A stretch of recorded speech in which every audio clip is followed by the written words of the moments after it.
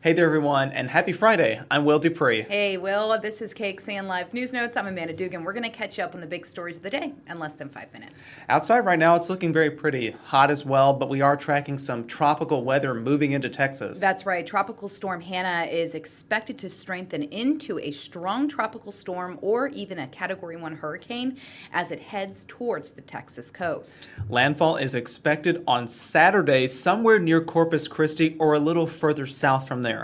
This will bring us scattered rain this weekend. We've been seeing that on our forecast really all week long. And of course, we need that rain. So we really haven't seen any wet weather for the month of July. Our meteorologist David Yeomans, is actually going to be heading to that area to track Hannah to see how it develops. And you can always catch those updates on KXAN.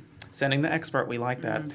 Turning now to a cancellation from COVID-19 that's affecting right here in Austin. That's right. Circuit of the Americas confirmed a BBC report early today that Formula One has canceled the U.S. Grand Prix right here. You know it happens in Austin, and this is due to COVID-19 concerns. This is a statement that was posted on Twitter just a little bit ago confirming that cancellation. The COTA founding partner said in a release, the cancellation is prudent but painful. He went on to say, it's my hope that the pandemic will soon pass and we will celebrate 2021 with the greatest Formula One United States Grand Prix ever. Now, the race was scheduled for October 25th. So, there was still a lot of time before this was going to be taking place. So, Formula One said it's unable to race in both Americas this year due to COVID-19.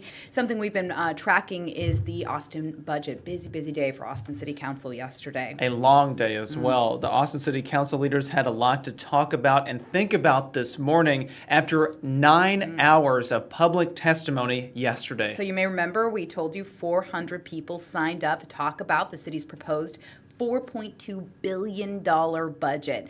Now, most of the speakers asked for deeper cuts for the Austin Police Department. Instead, they said money should go toward community housing and healthcare support programs.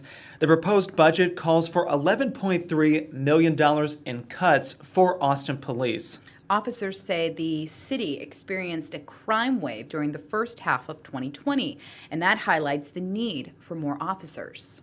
We need more police officers. We need this academy to start immediately because they're playing games with officers' lives and citizens' lives right now. What we want to see is accountability, and we want to see equal application of the law for all citizens, and that includes police officers. Some voters are even calling for City Manager Spencer Cronk to resign, in addition to APD Chief Brian Manley. Austinites have one more chance to weigh in on the proposed budget at the next council hearing on July 30th. Again, talking about the coronavirus pandemic, the U.S. hit an unfortunate milestone yesterday. That's right. So according to Worldometers, there are 4.1 million cases across the United States right now. Only about 2 million are active. So far, more than 147,000 people have died.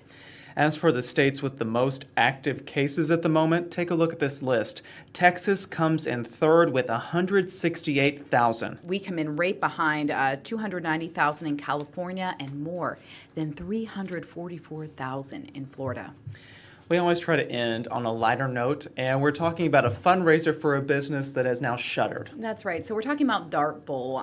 As many of you know, watching Dart Bowl is going to be closing its doors, but there is an effort right now to help the employees of Dart Bowl that you may want to get in on. It's been operating, of course, Dart Bowl has been operating since the 1950s, and it did close last Friday. Now a former employee has started a GoFundMe fundraiser for employees who just lost their jobs. So if this speaks to you, if this is somewhere you went, maybe to bowl or maybe just have their very famous enchiladas, you can go to KXAN.com. We have information on that GoFundMe account and how you can help those former employees. All right, everybody, thank you so much for watching. We hope you have a good weekend. I'm Will DuPree. And I'm Amanda Dugan. This was your KXAN Live News Notes.